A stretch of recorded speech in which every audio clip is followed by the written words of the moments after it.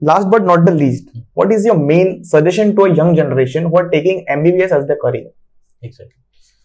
Uh, Actually, I should thank Guide Me Through for this question actually, because uh, at least every month I get young who want to pursue the MBBS. They do come to me and take my advice. So through your video, I think many people will get a idea of what would be the scenario entering into the MBBS.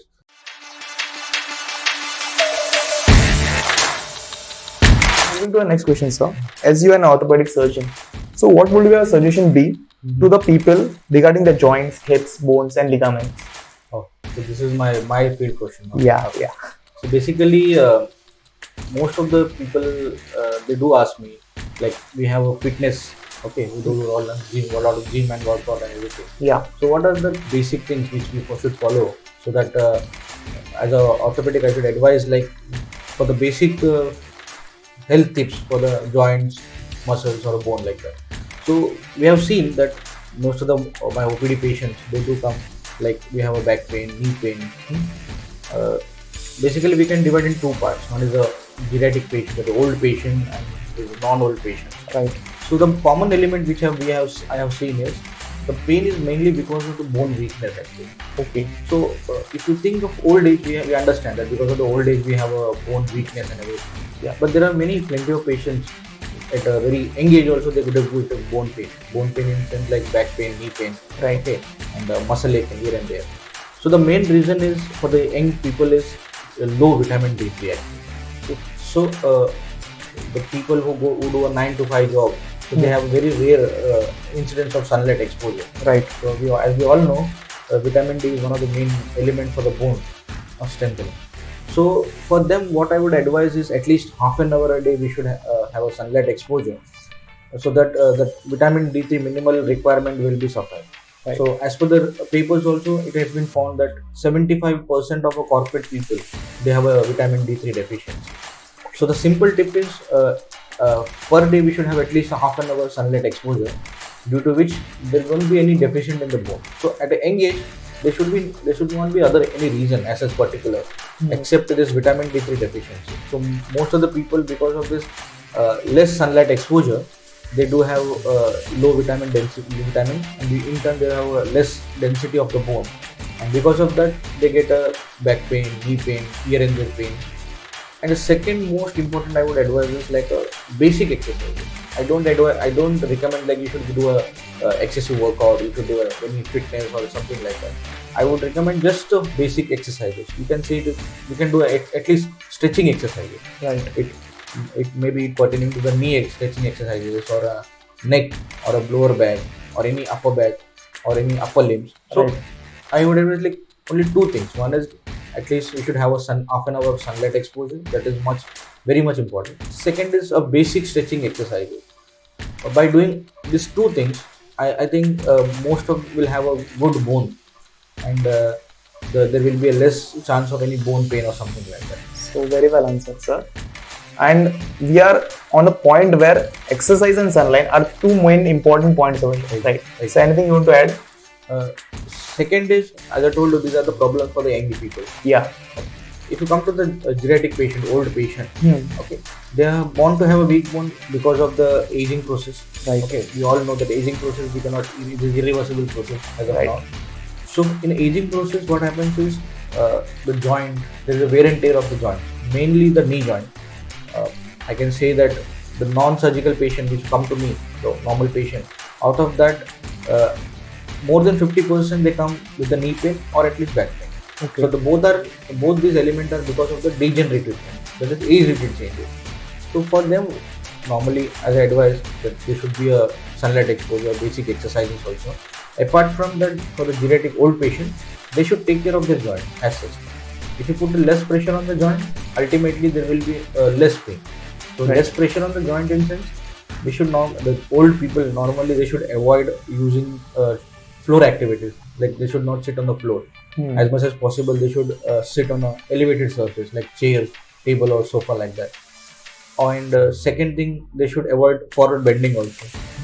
And the third is like cross leg sitting. So these three main important things are they should avoid, mainly in the old age people, and with that there will be less pressure on the joint. So I would advise for old people, apart from this exercises and the sunlight exposure, they should follow this precaution. Then there will be very much less pressure on the joint, and in turn they will have a less pain. And I have seen many patients who are following this regularly. There was a drastic decrease in the pain. Okay. Okay, so everyone should follow that. Okay, so very well answered, sir. Moving to our last question. Last but not the least, what is your main suggestion to a young generation who are taking MBBS as their career? Actually, I should thank Guide Me Through for this question actually, because at least every month I get young who want to pursue the MBBS program. They do come to me and take my advice. So through your video, I think many people will get a idea of what would be the scenario entering into the MBBS. So basically, whoever comes to me for at least pursuing the MBBS or after MBBS, so the main thing is if you want to take a medicine as a career, so it is not an easy job as such. Okay, so because of the competition, you can say. Okay, so there is a lot of people who are appearing for the MBBS seat, and the seats are very much limited. So the only one tip is everyone knows that we should work very hard for that. So there is no shortcut for that. So first thing, whoever want to be take a MBBS as a career, one thing they should understand that at least they should put 100% of their hard work in that. So then only they could crack that MBBS entrance. So the first step is cracking the MBBS entrance step. So for that, at least one year or 1.5 years, you should work on that. Right. So it's a long process. So per day, at least 12 to 15 hours you have to dedicate for the job. You can take an intermittent break. You have to take an intermittent. Nobody can study at a stretch, but you have to take an intermittent break. But be concentrated till you crack the MBBS. Okay. There are many coaching classes you can attend. There are many online exams you can attend. So nowadays we can take a help of the internet also. Okay. At my time there was no internet as such.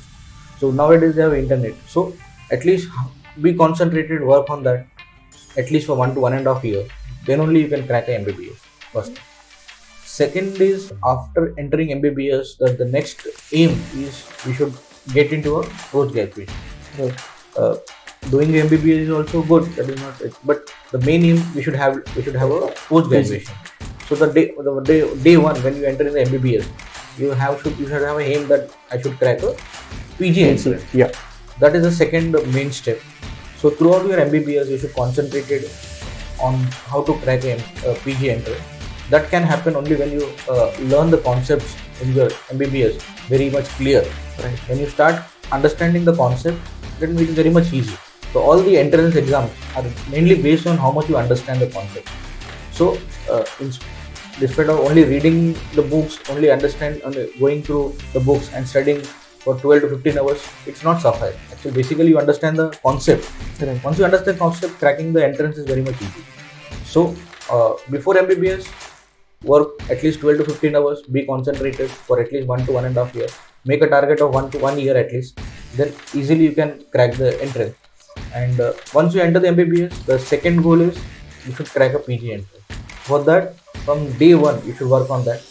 And whenever you get a chance of giving exams, whatever exam it could be, very simple exam also, you should dedicate like you are doing an entrance exam. Right. So from the day one, MBBS course of is a 5.5 years course, Yeah. including an internship. So it's a very big period.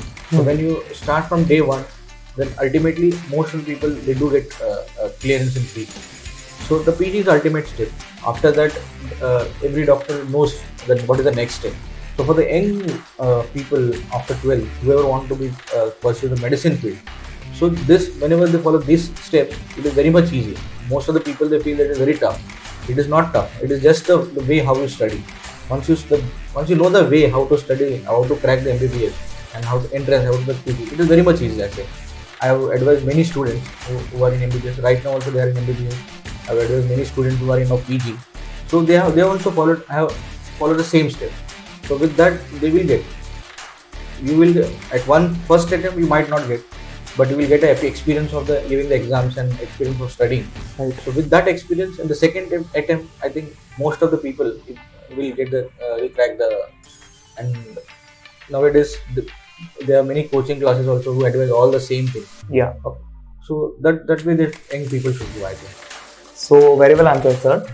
Again, thank you so much for your time, sir. Thank you, guide me through for giving this much of opportunity for me to convey to all the patient as well as young people who want to pursue the medicine. Thank you. Thank you, sir.